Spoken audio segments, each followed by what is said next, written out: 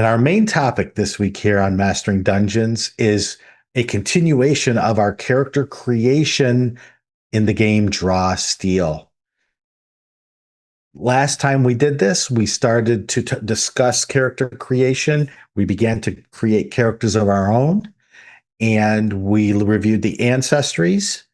During those ancestry talks, Teos chose to create a polder, and I chose to create a time raider. And I have since learned that from our listeners that Time Raider is sort of based on the Get Yankee, and it was actually featured in the actual play that Matt Colville did. So I did not know that when I chose Time Raider, but I will now be forewarned and therefore forearmed, forearmed to go into. Yes, you happy with yourself? You know what? I didn't even mean to do that. That's the sad thing. I gave myself and you all that little gift there. Oh yeah, thank you. so you, Teos, are playing a polder. Tell me again what a polder is. It's like a halfling. And, I kind of said a little bit, oh my gosh, RPGs like this often have things that are just sort of like the same, right? Like there's a tiefling, it's a devil. There's a halfling, it's a polder, there's a warforged sort of mnemonic. There is, a Goliath. But the truth is, what I will say is, and this is somewhat from feedback that folks left on the channel, it is true that when you look at each of these, they do have really neat, interesting differences to them. And it's not just cosmetic things like the dwarves having like crystal beards. There are some really nice differences to them, which we didn't go over because we're trying to not spend 5,000 years on just the first parts of the character creation. But I just want to acknowledge that there are some really neat things. And in fact, I was watching one of the Draw Steel actual plays, and I was impressed by how these things came out during play. Things like the swishing tail of the devil ancestry being able to do things and thus reinforcing its nature, and it came up a lot in play with Willie's character. So I just want to make that point. Mm-hmm. Okay. So we've looked at the species. So now we get to talk, or the ancestry. Now we get to talk about some of the next steps in character creation for Draw Steel. The next step in the book is culture. So a hero's culture describes the beliefs, customs, values, and way of life held by the community in which they were raised. We'll get tables that show typical ancestry cultures and archetypical cultures. Culture is descriptive, like Noble House Alvaro or Band of Pirates. The culture will also give you a language, environment, organization, and upbringing. Do you want to talk about those, Teos? Yeah. So it's interesting because, reading it initially, I thought, okay, well, here's some tables. So I'm just going to pick one, right? And I'll have my culture. But these are sort of guides that you then want to tailor to what you particularly want to consider to be your culture.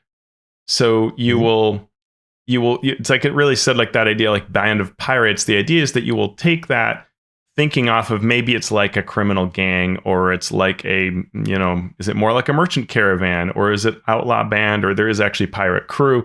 You can use those archetypes when they fit, but you can easily craft your own or color it in a particular way and sort of change from those concepts that are given in the tables, and then benefit from things like a language, which you can also choose to populate during play. I always think that's a neat way to do it, right? You can just decide as playing, I know that language because of my culture. And it almost reinforces more role playing, I think, when you do that, right? It makes it more important to you. The environment is nomadic, rural, secluded, urban, or wilderness. The organization is bureaucratic or communal. And your upbringing is academic, creative, labor, lawless, martial, or noble. Of the kind of archetypal ones, I would probably go with being in a criminal gang. Mm-hmm. When I started thinking about this character, I chose time traveler, time traveler, just sort of out of nowhere. And then I thought, oh boy, I don't want to play this sort of space. Yeah, I wanted it to be really, really grounded. Mm-hmm. So I tried to figure out how to play against that stereotype Uh-huh. of a Githyanki, of this being from another plane. And I thought I want this character to be like of the people, even though they are probably not in a community of their own. So I thought of Deadwood. I Mm-hmm. thought I want this character to be steeped in being accepted by people at the edge of society, at the edge of what would be considered the civilized world. And I want them to be looked up to because they're different and because they have something to give. So I chose rural, communal, and martial as my sort of cultural touchstones, uh, which will then lead us into a career, which is the next step that we choose. And just to even at this step, right? So because I'm in a criminal gang, if I just go by the quick choice of criminal Mm-hmm. gang, so that means that my environment is urban, and it's got a Mm-hmm. description of what that means. But skill options, I get one skill from the interpersonal or intrigue skill groups, and quick build choice is alertness. So I'm just going to go with quick builds here to make things easier. So I get alertness from that. Then because it's a communal organization, I get a skill from the crafting or exploration skill groups, and I'm going to go with jump. Fine. Mm-hmm. And then the last one is a lawless. So that's my upbringing. And there I get a skill from the intrigue skill group, which is quick build is sneak. And I'm like, yeah, okay, that Makes that sense. works. That tracks. Sure. Yep. And for me, I chose rural. So the quick skill was nature. Communal, like you, Teos, the quick Mm-hmm. one was jump. And then for martial, because I want to be sort of a force of law and power in this area, I got as the quick choice intimidate. Perfect. Yeah, love Mhm. it. All right, so then we move on to a career. And a Mhm. career is similar to a background. It is what your life was before this life of adventuring, or even during this life of adventuring. What brought you to this particular point? The choices we have are agent, aristocrat, artisan, beggar, criminal, disciple, explorer, farmer, gladiator, laborer, mage's apprentice, performer, politician, sage, sailor, soldier, warden, or watch officer.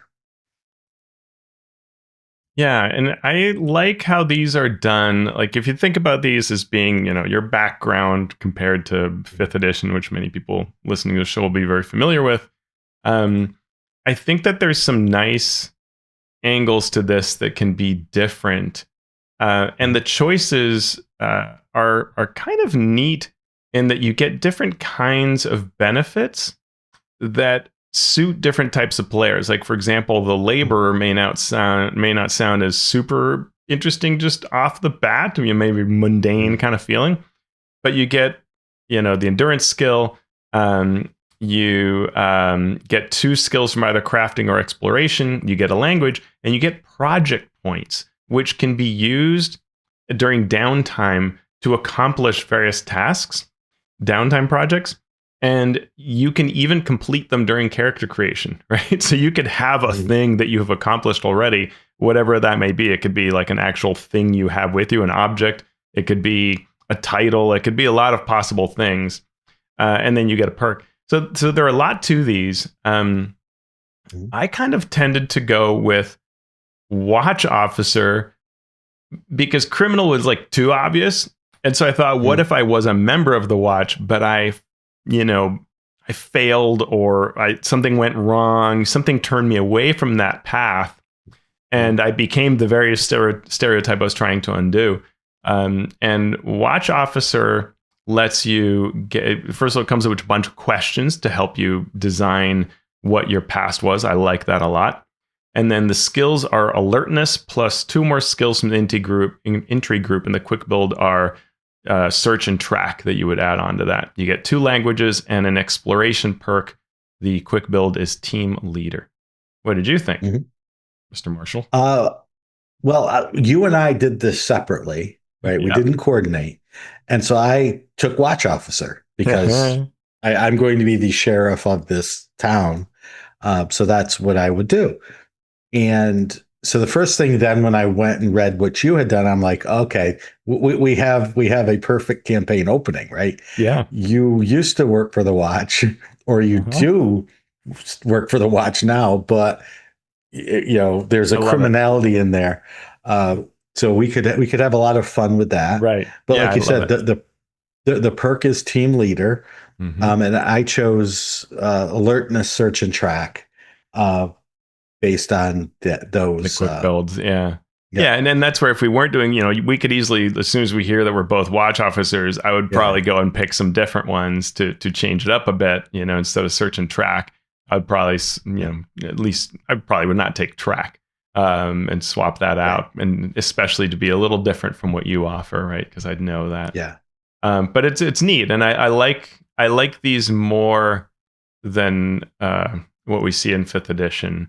mhm, Just because of both I like the questions that are being asked, I like the space that's giving. And one thing that's important to note is there's what's called an inciting incident.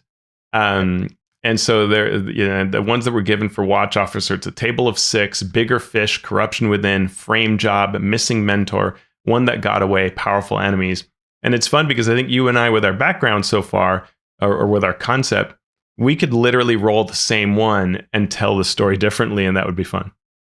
for sure, for sure. Like I was gonna go with powerful enemies with the idea that we're on the edge of civilization, but like gold mining towns of the American West, right? There's this very powerful monetary structure that will lead to crime. Yeah. And so I wanted to have these powerful enemies of these big cartels or what have you are coming in to mine gold to take timber.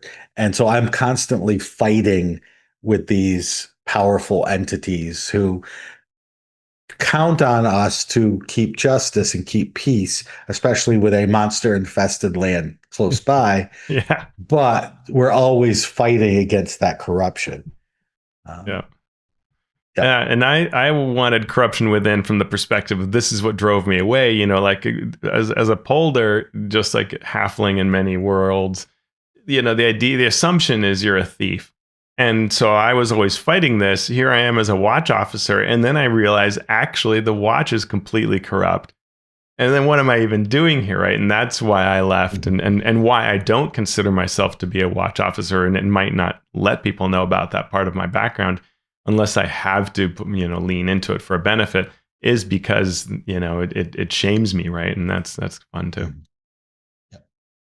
So after you get the background squared away, you make that choice of all games. It feels the class, uh, and there are wonderful classes that you can choose from here, including the censor, a trained warrior devoted to a saint or a god, the conduit, a devoted priest of a saint or a god, elementalist who studies elemental forces of the timescape to control earth, fire, the void, and more, a fury who courses with the ferocity of the primordial chaos, the null who is an unarmed warrior manifesting an aura that quells the supernatural and hinders the offensive prowess of their enemies, the shadow who stalks the darkness as an assassin or thief, the tactician, a brilliant strategist and weapon master, the talent, a master of psionics,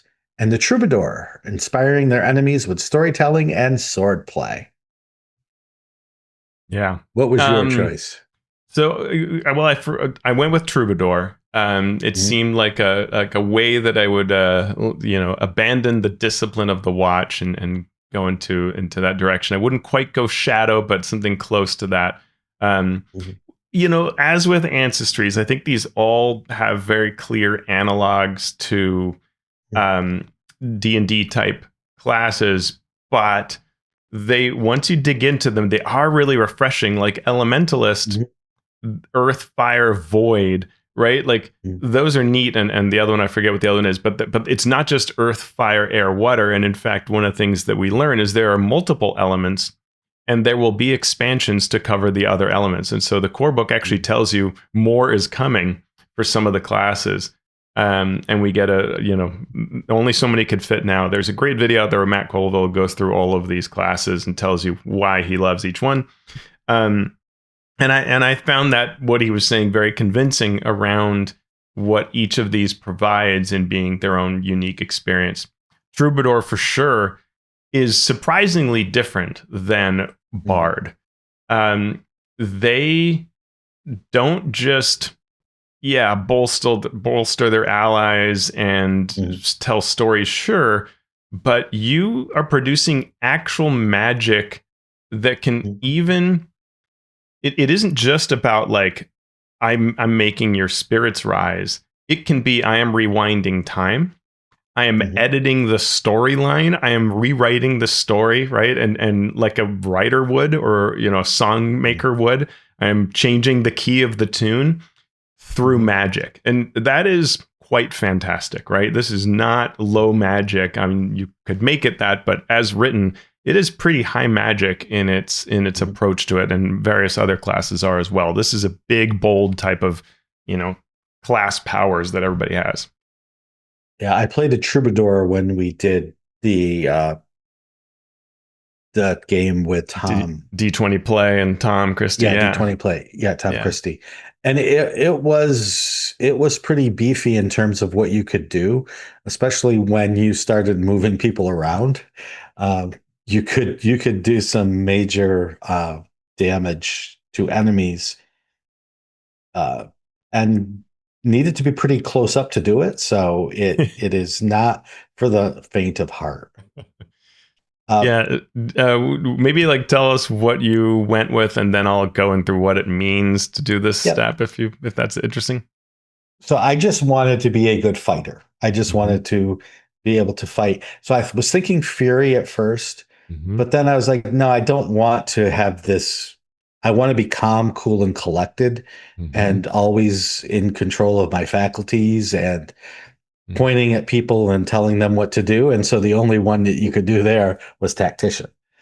Love it. So that's what I chose, because it fit perfectly with this character concept I have of the sheriff who maybe has some deputies, maybe not always trustworthy deputies, but when it's time to get the job done, we're going to go out, we're going to face the threat, and I'm going to say, you get over there and handle that. You get over there and handle that. And this is literally what the Tactician does. Yeah.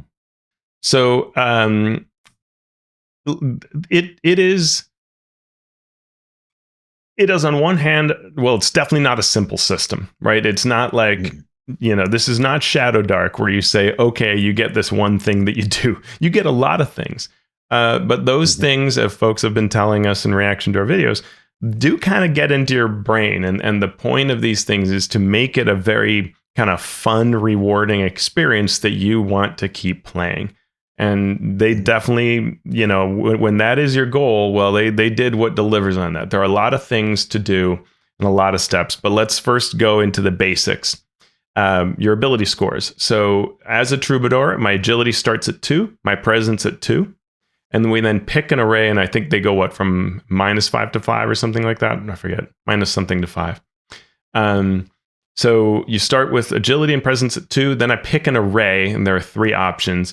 So I decided to go with the 1, 1, -1 option. So my might is -1, which is like strength, reason 1, intuition 1, and then of course agility and presence at 2. And that's the bonus that you're giving. So we're getting rid of the old vestiges of saying, well, that's a 14 or whatever. We also write down what our weak and average and strong potency values are, because those will come up for some feature, for some abilities that we do. They'll apply effects. So you just want to know what those values are. You put them on your character sheet, and then you bring up when you need to. My starting stamina is 18, and I'll get 6 for each later level. And I start with 8 recoveries, which I use to regain stamina. And then my skills are Read Person, plus 2 skills from interpersonal skill group, 1 from the intrigue or lore groups. And the quick build is brag, read person, rumors, and society, which perfectly fine if I were not to, choose, which I found kind of interesting. Sometimes systems that have quick build, I go, yeah, no, I need to go tweak that. In most of the cases, I was quite happy with what quick build told me if I wanted to save time. I don't know did you feel that way? Yeah, I felt like it wasn't terribly difficult to make the choices that needed to be made, because it was almost like a tree instead of a matrix, right? It was just like, okay, I'm going to do this. I'll want to do this, this, and this, then not. I want to do this. Now let me read 27 things. Okay, I want to do this. Let me read these next 27. So it went through pretty reasonably well, What at were least your for me. basics? So my basics were, as I scroll down. So automatically, my might and reason start at 2, as one might expect for a fighter who is into tactics. Then I picked the 100 array. So might and reason were 2. Intuition and agility were 0 because I wanted to take that 1 and put it into presence because I wanted to have that thing where it's safe to come talk to the sheriff. Right. I want to be able to command people, so I let my intuition and agility remain at 0. Mm-hmm. My starting stamina was 21, and I get +9 for every level later.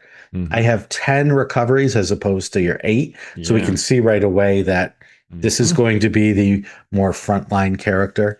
And then I get to the lead skill plus 2 other skills from the interpersonal skill group, one from the intrigue or lore group. So I went with the quick build of lead and then monsters and strategy. Very cool. Very cool. I dig it. So then the next thing we do for a first level troubadour is you have a features section, and there are a couple of named. So I'll do everything before the kit. So I've got two named. Well, I've got a named benefit, and then I've got my heroic resource. So troubadour class act is a choice between auteur, duelist, or virtuoso. And the quick build is virtuoso, which is you find drama in music and song, weaving magic between vibrations and filling the audience with their pathos. You have the music skill and you can play an instrument. Point of fact, I probably would have chosen a different one, but I had decided to go quick build for purposes of this show, and it's fine. It's fine. But I probably would have, in this case, just for my personal preference, gone with a different one.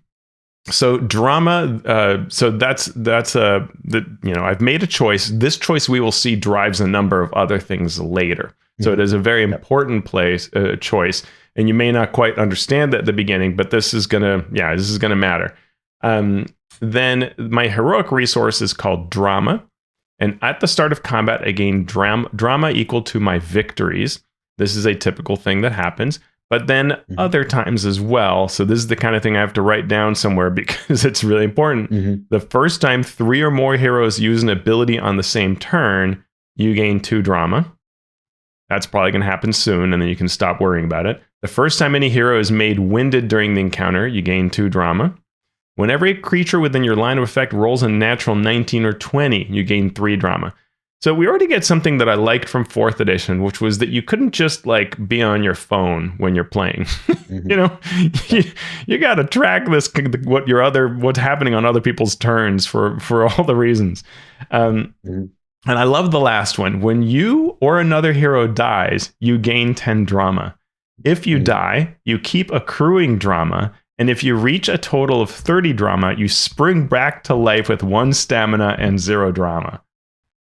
I love that, Shawn. Love it. Yeah, it's like, oh, I have perished, but I'm back because the story's too it would good. be dramatic. It would be dramatic for me to not. I absolutely hats off to whoever wrote this. That's really, really, really good. And to be clear, when I was playing the Troubadour, obviously the thing where 3 people acted on it in a turn happened pretty quickly. The winded happens very quickly as well. I think within 2 rounds of play, somebody was winded. 19 or 20 never happened. And that So weird. includes monsters rolling or enemies rolling their attacks, which when you think D&D, you're like, oh, that's going to happen, 10% of the time. But this is a 2d10 system, not the D20 system. So it's less and less likely to get those numbers. But I don't know if it was a fluke that we never got there or it's something that is rare, but it's cool that it's there. Okay. All right. Cool. So what were your level one, like everything Yep. before your kits, which is what Yep. your field arsenal? Yep. So my tactician features are tactical doctrine, and I get to choose from three: insurgent, mastermind, or vanguard. Insurgent is you will do anything at any price to win. Mastermind is right, you just know everything about tactics. And then Vanguard is you're out there on the front lines. You're the hero who knows how to get things done. So I chose Vanguard. That was the quick build, so it was great. So I got the intimidate skill along with that choice. And I think if I recall correctly, didn't you already have intimidate? So you would have been able to choose something Right. else. Yeah. Right. Yep. Now the heroic resource of the tactician is called focus. So at the start of the combat encounter or some other stressful situation tracked in combat rounds, as determined by the director, I gain focus equal to my victories. At the start of each of your turns during combat, you gain 2 focus. Additionally, the first time each combat round that you or an ally damages a creature marked by you, and so we'll talk about marking in a second, I gain a focus. Now, that's only the first time in a round. Hopefully, that will be at 1 per round. And then the first time in combat that an ally within 10 squares uses a heroic ability, you gain 1 focus. So, I'm hopefully getting 3 or 4 per round. Now, there's a whole section now on focus used outside of combat. And this reminded me of those old questions where you would get these daily powers and counter powers or at will powers in 4th edition. And it would say, well, can I use this outside of combat? This is actually addressing it. You can't gain focus outside of combat, but you could still use heroic abilities that cost focus without having to spend focus. But when you use an ability or effect outside of combat that costs, you can't use that ability again until you either earn a victory or finish a respite. Yeah. So it basically turns into use it once. Yeah, and then when you use class, sorry, go ahead. Yeah. Oh, when you use an ability outside of combat where you can spend unlimited focus, you can use it as if you had spent as if you have focus equal to your number of victories. Yeah. So yeah, if you have 8 victories, then you could spend 8 focus to do this thing outside of combat. Yeah, it's a nice control. My class had similar wording for how I can use drama outside of combat, and so similar assumptions. So it's a good recognition of, people are going to want to use their powers even when you're not in combat, and you need some way to keep the power level within some sort of area that's reasonable. Yeah. Well, I want to say that in terms of kit, the thing about the tactician is I can choose 2 kits, and I can use them both. So if they have different abilities, I get all of the abilities, and if they have same abilities, I get the best of those. Yeah, and I just get a single kit. And maybe what we do here is just say that, because we're going to there's a step 6. Yeah. The next step is actually kits. So we can just put a placeholder here and say, like, you get 2 kits, and 2 signature abilities from which is awesome. I get 1 kit, and kits are a neat combination of the gear that you use and it's representative. And this is interesting that Draw Steel, for all that it's like, super tactical, the way they're doing it is saying it's about the gameplay, though, not about, you chose this particular sword or weapon or whatever. You do so at a sort of broader level. And with the idea being, it doesn't matter that you got, if you find a magic sword in the Troida Horde, you can use it. You don't have to be like, oh, it's not an axe, I'm an axe wielder or something like that, right? It's trying to have a little more flexibility about that. And the idea that you could switch kits over time, or gain access to multiple ones.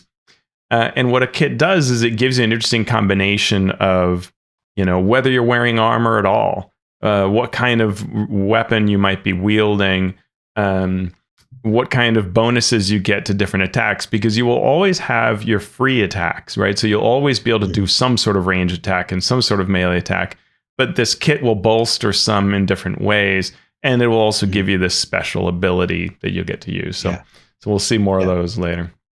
Yeah, it becomes a shorthand for a lot of the more minute things that you get to choose.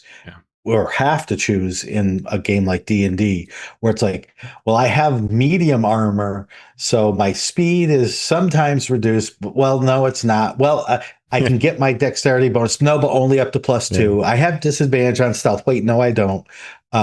This sort of does a shorthand of that. So if you have the kit that does big, bulky armor, your speed is not going to be increased like it might be with a different kit, but you get more stamina than you would if you have this other kit that gives you no way to sort of armor your body. Yeah. Yep. All right. So do you want to talk about your more class features? Sure. So I get what's called Scene Partner. When I obtain success on a test, interact with an NPC using a skill from the interpersonal group, I can form a bond with them.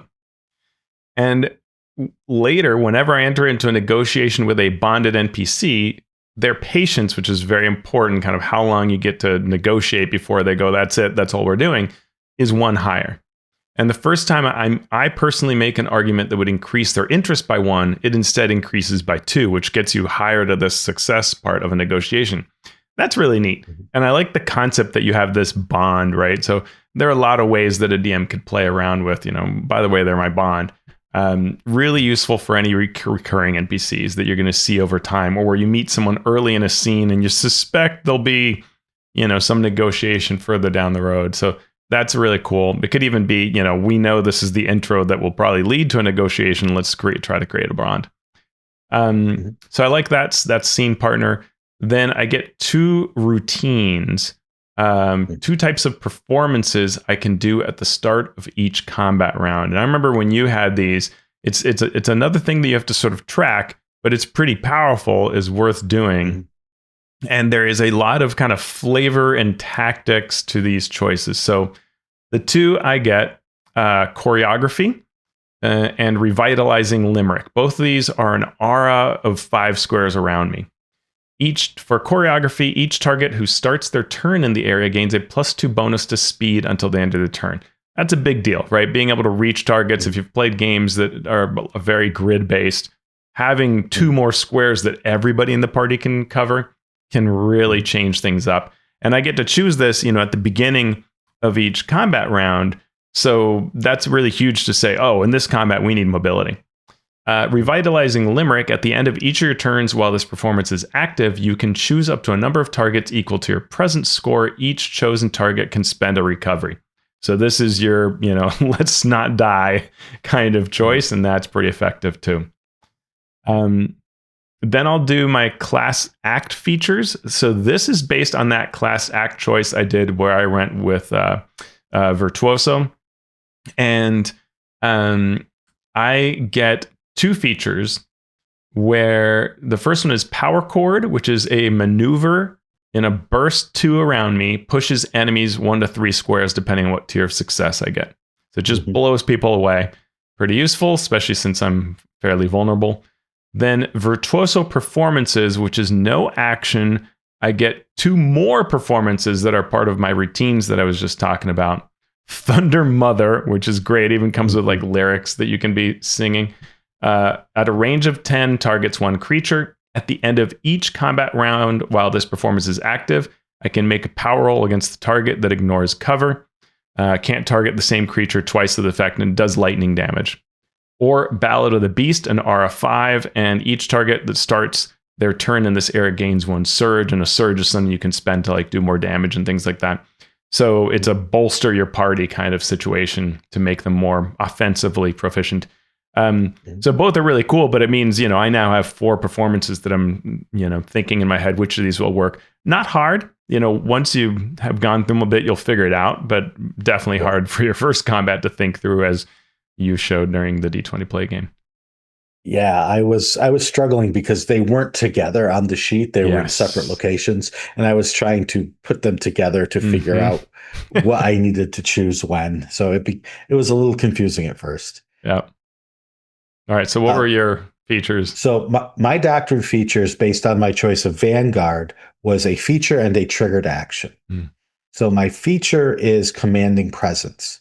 I command any room I walk into. While present during a negotiation, each hero with you treats their renown as 2 higher than usual. And additionally, each hero with you during a combat encounter has a double edge on tests made to stop combat and start negotiation. So this is, really, really important if you are going to lean heavily into the negotiation parts of Draw Steel. My triggered action was called Parry, where I can, for myself or an ally within 2, when damage is dealt to them, I can shift 1 square. If the target is me, I take half the damage. If the target is another creature, as long as I can shift to within 1 square of them, they take half damage. Nice. And if there's any effect that happens, the potency of that effect is decreased by 1. So if it would be, the first is dazed, the second is stunned, and the third is something else, it would go from stunned to dazed because I lessen that effect. Awesome. And if I spend the focus, I can move even further than that 1. The ability's distance becomes 1 plus my reason score, which is 3, and I can shift up to the reason score 2. So it widens the range on that. It's really neat, and it's worth watching. One of the actual plays that are out there on Draw Steel, because including the one that we were in, because you just see how the battle will have a certain character to it, and then someone does a really cool thing like this, and things change, right? And this is even as a reaction where you could really change up kind of how the battle is going just through some of these powers, which is very fun. I've got a couple of other things before we even get into the powers. There's the marking, and it's a very long description, but think of marking in every other game that you can mark in, right? You take 1 creature, you point at it, and that becomes a focus of something.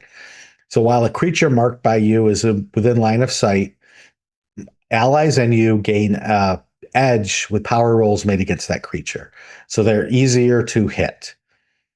When we deal damage to that creature, I can spend a focus to gain 1 of 4 benefits. Add extra damage up to twice my reason score. The creature dealing damage can spend a recovery. The creature dealing damage can shift up to a number of squares equal to your reason score, so they can shift 2. Or if I'm damaging the creature, I can taunt them until the end of their next turn. And taunting, as you might guess, has to do with having them attack me instead of someone else. So you mentioned your triggered action. I have a class act triggered action, which is based again on that class act choice of Virtuoso. So I get Harmonize. It costs me 3 drama. So that's my heroic resource that I'm building up, as we talked about before, within a range of 5. The trigger is the target uses an ability that targets only 1 enemy and costs 3 or fewer of their heroic resources. The effect is that target, my ally, can choose 1 additional target for the triggering ability. Any damage dealt to additional target is sonic damage. So I'm like coming in and harmonizing with my teammate. And so it's it's kind of like, oh, you used that and you said you spent 3 or fewer of your heroic resource. Well, let's have that impact another target. And like you, I can boost it a bit. I can spend 1 plus drama, 1 or more drama, and I can trigger this ability when a target uses an ability that has a heroic resource cost of 3 plus each additional drama I spent. So maybe they spent 5 of their heroic resource. I can spend 5 of my drama. So matching that cost to then double it. So very powerful effects might happen based off of that, which is really cool. And then I'll round out with my last abilities. I get, I think you kind of get your kit is a signature ability, extra signature ability. I get a signature ability as part of being a troubadour. And I get to choose from 4 options. The quick build is called Witty Banter. It's melee or ranged, 1 creature, does 4 to 7, plus my presence in psychic damage. And the effect is 1 ally within 10 squares of you can end an effect on them that is ended by a saving throw that ends at the end of the turn. So it's great. I can remove dazed or something like that. That's really critical, right? It can be a really clutch move. And I get to deal some damage, which is nice. If I spend a drama, the ally can also spend a recovery. Really cool. So a nice little kind of heal recovery type ability. That's my signature ability. My heroic ability is I get an ability that costs 3 drama and one that costs 5 drama. The 3 drama quick build is Harsh Critic. And all of these, I think there are like 4 choices if I remember correctly. So the quick build is Harsh Critic. And I mention that because what it means is you can do a lot to tailor your character. Sure. But Harsh Critic, melee 1 or range 10, again deals some sonic damage, pretty good amount. And the first time the target uses an ability before the start of your next turn, any effect from the ability's tier outcomes other than damage are negated for all targets. So if it's going to push or poison or daze or whatever, nope, sorry, just damage. That's pretty amazing. And then the 5 drama quick build is Dramatic Reversal. It's a burst 3 around me for myself and each ally. Targets can shift 1 to 3 squares and make a free strike, which gains an edge if I got a tier 2 or higher result. And if I got the tier 3 result, it also allows them to spend a recovery while they're doing that. This felt very Tactician-like, but it's super fun, right? I mean, this is the kind of thing that just everybody in your group just goes like, wait, we get to what? Awesome. I'm injured and I get to attack and I can use a recovery. Yeah. Sign me up. Yeah. Yeah. I get something called Strike Now, which is a main action. And I get to choose an ally within 10 and they can use their signature ability as a free triggered action. And if I spend 5 focus, 2 allies can do that instead of 1. And that doesn't even get into my Tactician ability. That we're still talking about just your basic abilities there. For my signature abilities, it just uses the 2 signature abilities from the kit. My 3 focus ability, I have a choice of 4, and I chose Inspiring Strike. So what that does is it's either a melee 1 or a ranged 5, depending on the kit that I'm using. It can do up to 3 to 8 points of damage, depending on the tier, plus my might. But the effect is 1 ally or me within 10 squares can spend a recovery. And on a 17 plus, both of us can spend a recovery, and we get an edge on our next ability check. So I'm striking. Maybe someone is being able to spend a recovery, or maybe all of the above. My 5 drama quick build is Hammer and Anvil. So it's either melee 1 or ranged 5 on 1 creature or object. This does between 5 and 12 points of damage plus might. So for a tier 1, 1 ally within 10 squares can strike with a signature ability against the target as a free triggered action. Level 2, add an edge to that free strike. Or level 3, 2 allies can attack with that edge with my attack. So you can see we're heavily into the old warlord territory here of I'm attacking and you're attacking. Eat up with a spoon. Yeah, I love that. Yeah, good times. That's awesome. All right, so I think that's all our level 1 capability, which is a lot, right? You've got your 5 focus, your 3 focus, or heroic abilities, a 3 and a 5 heroic ability. You've got a signature ability, possibly 2. You've got a special feature, like you've got your mark. You've got your triggered action, and you've got a feature or 2 that are also behind all of this, and maybe some sort of interpersonal type thing. So that's it's a lot that your character gets to do, that you do all in this step of choosing your class. So that was an enormous step, and Shawn, probably a good stopping point.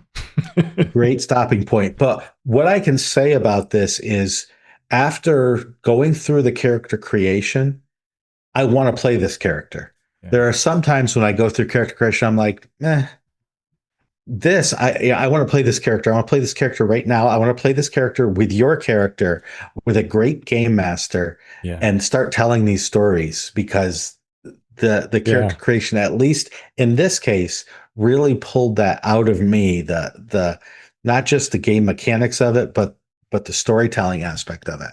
Yeah, and you know who I want to run this is Will Doyle. You know, as much as we might think of Will Doyle as a story crafter, he loves a good tactical thing, and his players love tactics. And he posted on Blue Sky maybe 2 weeks ago saying something like his players are really excited for Draw Steel because they're not really super into 5e. They like the tactives of like 4th edition. And and there's some groups that are truly like that. They just hunger for this sort of fun and excitement. And boy, when you have a DM that can weave the story and the tactics, I mean, the fun can just be so good. So yeah, I hate to say it, but my home group would absolutely eat Draw Steel up for sure. Well, I'm starting my campaign every 3 Tuesday. months. Well, I'm going to just run some quick stuff first, but yeah, we're going to start getting our feet wet with Draw Steel on Tuesday. So, which is awesome in the past by the time people hear this, but yeah, and so it'll be fun to see how everybody digs it. Cool. Well, we've got more to talk about, so we will do that next time. We'll talk about all the kits and the complications and details and connections and all of that part of Draw Steel. But we want to thank you for hanging in there and listening with us. We ran a little long today. We hope you enjoyed it. If you really do enjoy the show and you want to help us out, there's a really quick and easy way to do it. It's to go to patreon.com/masteringdnd, and you can support us through that Patreon program. There are lots of people that already do it. So we want to thank our Master of Dungeon supporters and our Master of Realm supporters who get a nice call out in our show notes. And of course, we have the extra special Masters of the Multiverse. They have the honor of getting their names read by the worst pronouncer on the internet, Shawn. Agile Monk of Fantasy Companion Workshops, Keith Ammon of The Monsters Know What They're Doing, Lou Anders of Lazy Wolf Studios, Craig Bailey, Rudy Chainsaw Basso, Dave Bastiansen, Derek, the Bearded GM, Steve Bissonette, Merrick Blackman, Calvin Bridges of Alos, Robo Ballin, Kevin Criswell, Dead Inertia DM, Evil John, Evan at Nimble Co., Will Doyle, Andy Edmonds at nerdronomicon.com, James Fisher, Vaidwokles G, Scott Fitzgerald Gray at Insane Angel Studio, Ben Heisler and Paige Lightman, Sean Hurst, Hyperlexic, the Jaunty Mantis TTRPG Podcast, Mark and Mary's Gaming Compound, The Mighty Jerd, JL at Tileforge, JR of The Twilight Perspective, JT Evans, Brian King, Jim Klingler, Gal Cormandy, Chad Lynch, Paul Mata, The Mathemagician, Jaron from Mathis Arcanum, Eric Mengi, Anna B. Meyer of Fantasy Cartography, Trey McLemore, John Mickey, Sean Molly, Falcon Neal, Tom Nelson of the Deck of Player Safety, DT Norris of DT and Dragons, Phil Wirt from the Philadelphia Area Gaming Expo, Philip and Lindsay, Frog Prince at Tentacle Squelching Wetly, Post Fiction RPG Audio, Ricardo Who Might Adventure, Robert Pasley, Vladimir Prenner from Croatia, Ozymandias Rex, Runner Rick, Chance Russo at Drago Russo, Andy Shockney, Krishna Simosa, Tim Smith, Spark from Dunor Games, Jeff Stevens at jeffstevensgames.com, Josh and Lee Wanika of the Tabletop Journeys podcast, Tell Us the Stormlord, Jeremy Talaman from the D&D and TV podcast, Tres, Ryan Truk, Joe Tyler, Marcelo de Velasquez, the Valiant DM, James Walton, Graham Ward, Jason Ward, from Accidental Cyclops Games, Javier Waziak, Waterford Wizard, Chris Webster, Zach Types, and Z. Walt Winfrey. Thank you so much for your support. We really do appreciate it. We appreciate everyone who listens out there.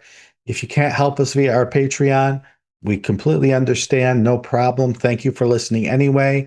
If you can, give us a review wherever you listen to this show. And if you listen via YouTube and watch, go there and just click that subscribe button and leave a comment and leave a thumbs up. Really does help. Teos, what have you been up to on the Alpha Stream side of the world? People have enjoyed the starter set videos, so I'm doing another one this week that talks about the keep, and then one going into the caves of chaos. And I'm starting my research on my next video, which I think will be a lot of fun, and will lean into some Draw Steel Daggerheart D&D comparison, which I'm looking forward to. Nice. Awesome. Can't wait to see it.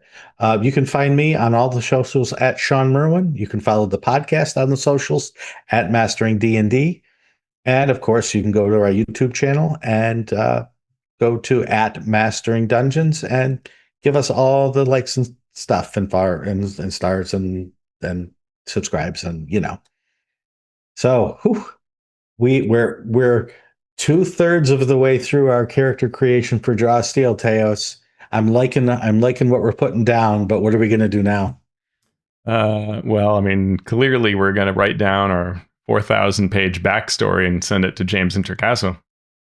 I think that's a great idea. I'll get mine started right now.